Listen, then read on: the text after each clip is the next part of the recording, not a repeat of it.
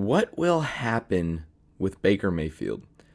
And first off, I'm going to speak on the negatives of Baker Mayfield because, in 2021, that's all we focus on in terms of bad quarterback play. But I think I have a different perspective on Baker than a lot of people do.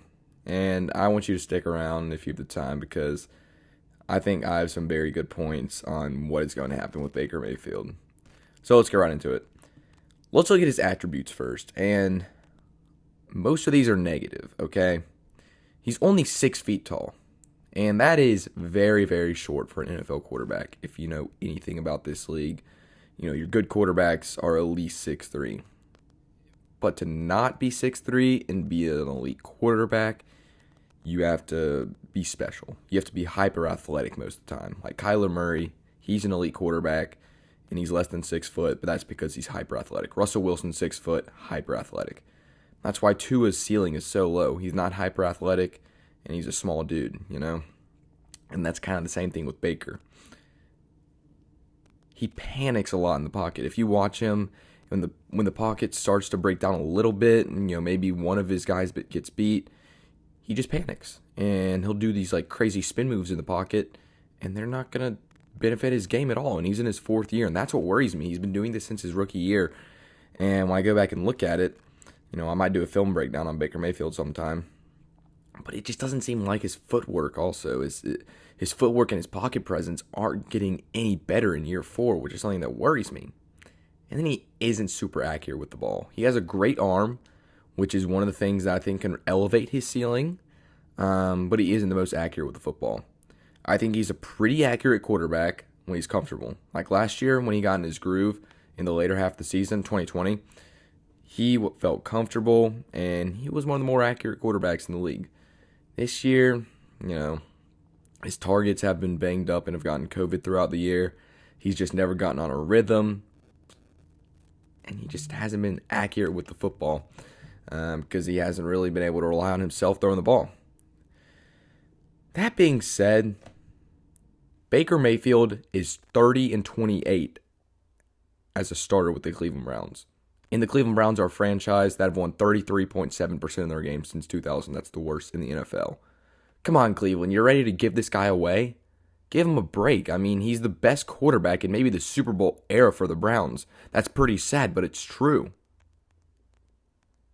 I mean, Odo Graham might be their best quarterback, and he played in the 40s. I mean, this is a franchise that you've probably seen the Instagram posts. You've probably seen the memes. They've had 20 quarterbacks starting, or 30 quarterbacks starting for them in the past 20 years, or something ridiculous like that. I mean, there's no reason for me to have a stat up here because it's just absurd past a certain point. And so you finally think you get the guy in Baker Mayfield. You draft him first overall, and he has a winning record through 4 years, and you're ready to throw him out the window and say, we want the next guy up? Come on, Cleveland. I mean, this just resembles how the world is today, and really mainly the sports world. The attention spans are so low compared to what they've ever been. People are already giving up on Tua, for instance. He has a better QBR and touchdown interception ratio than Mac Jones, yet people are ready to crown Mac Jones as a potential Hall of Famer. No, give me a break. It's because of the system that he's put into. Okay? Tua is not a bust, okay? I think his ceiling is going to be cut short from a lot of guys in this league because he's not hyper athletic and he is not a big guy, but he's a very formidable quarterback, You're ready to give up on him on year 2, and Browns fans are ready to give up on Baker on year 4. I mean, the Browns have had 4 straight seasons where they've won at least 6 games, and yet they are acting like it's the end of the world. Come on, Cleveland, you guys have won a third of your games over the past 21 years. A third of your games. That is horrible. And then all of a sudden, you have a 6-10, or you have a 7-8-1 season with Baker as a rookie. Baker showed true promise. A down year, the Odell situation, 6-10.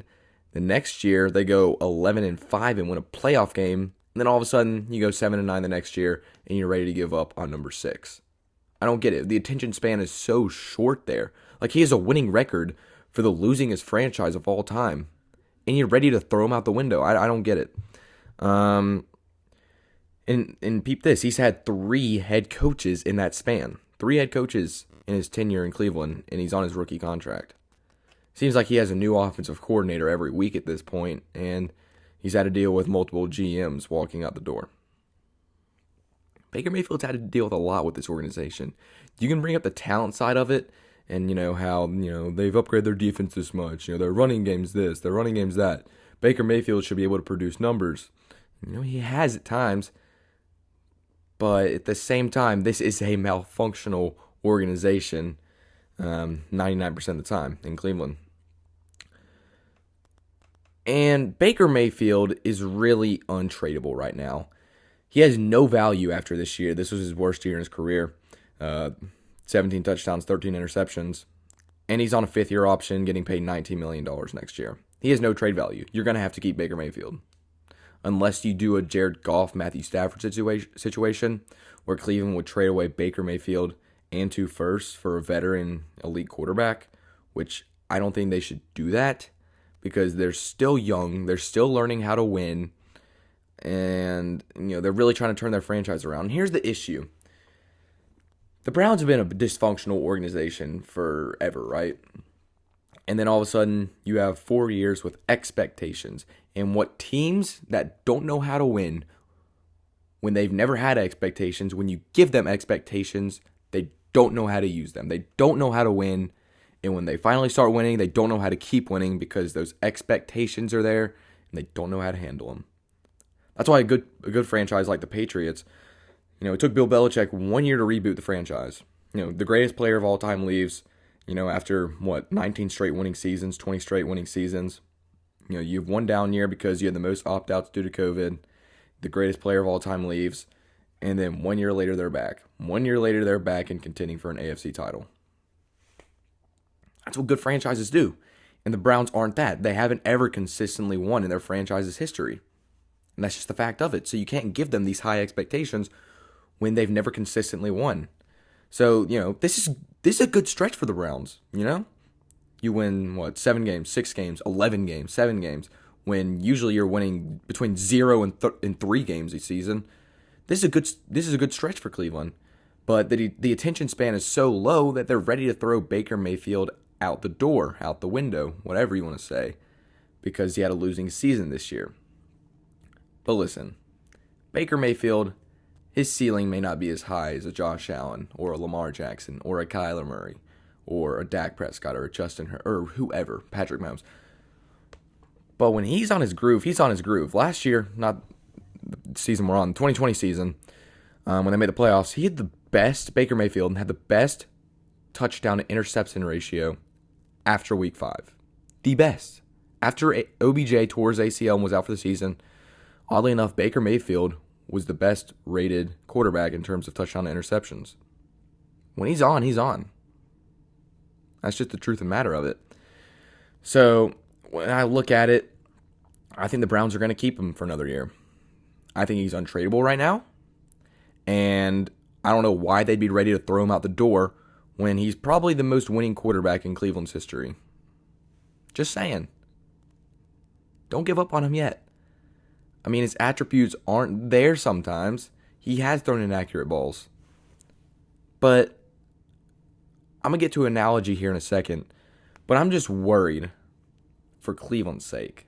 Because I don't want them to fall into this pit where they get rid of Baker Mayfield and then they're searching for the quarterback for forever.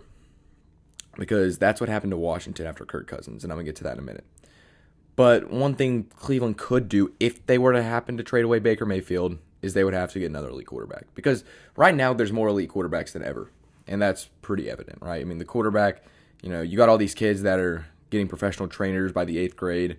So there's more elite quarterbacks than ever, right? I mean, the position's just taken more seriously. The rules protect quarterbacks more. So quarterbacks are at more of a premium than ever, right?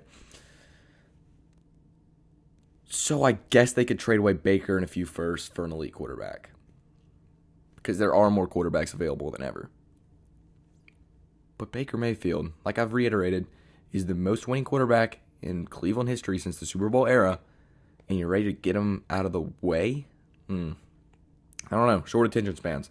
So let's talk about an analogy about what I think this situation could resolve into if they were to get rid of Baker Mayfield.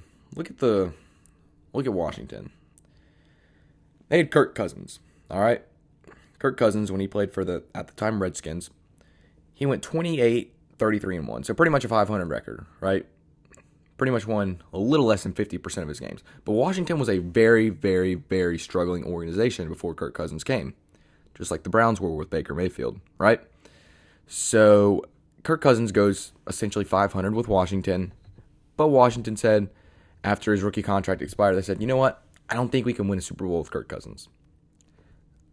I don't know. They just didn't see it in him. Minnesota offered more money, and Minnesota got Kirk Cousins. And since then, Washington has been in a QB carousel in the wrong way. They've had 6 quarterbacks in the past 4 seasons and haven't had a single winning season since Kirk Cousins left. And that's what I'm worried is going to happen to Cleveland. So my thing is with these losing organizations that, they haven't won in a while. They've really struggled over the past decade or decades if you're the Browns. And then you finally find a guy that is formidable. He can win you ball games. He can win you 50% of the ball games, even with a malfunctional organization. You get him the right talent, and he'll win a lot more than 50% of his games. But you say, nah, we're going to throw him out the window. We don't think he's going to be our guy. And that's what I'm worried could happen to Cleveland. They could throw Baker Mayfield out the window and say, Baker, you've been good to us. You've won over 50% of your games, but we just don't feel like you're the guy. Cleveland, come on. You've won 33% of your games since 2000. And Baker Mayfield comes in and wins 52% of his games, and you don't think he's good enough. The attention spans are so low. That's what happened to Washington, and ever since Kirk Cousins left, they haven't been able to find the quarterback. I don't know. I'm just saying Baker Mayfield has struggled, and, when you look at it, his attributes, his characteristics, they may not be the most appealing. But when Baker Mayfield's in his groove, he's in his groove, and he's a top 10 quarterback. He obviously wasn't this year. He obviously was not. But you got him on his 5th-year option, so you're probably going to have to keep him next year. I would start Baker Mayfield next year and say, you know what? We drafted you 1st overall. And you have actually been probably the best quarterback in Cleveland's history since the 1940s. Yeah, whatever. And that is sad, but it's true for this dysfunctional organization. So give him another chance. Why not? Why not, Cleveland? Your organization has been so bad for years. Give Baker Mayfield one more shot to get it right. Because he's been the best option you've had in 70 years. Just saying. I think Baker Mayfield gets another shot.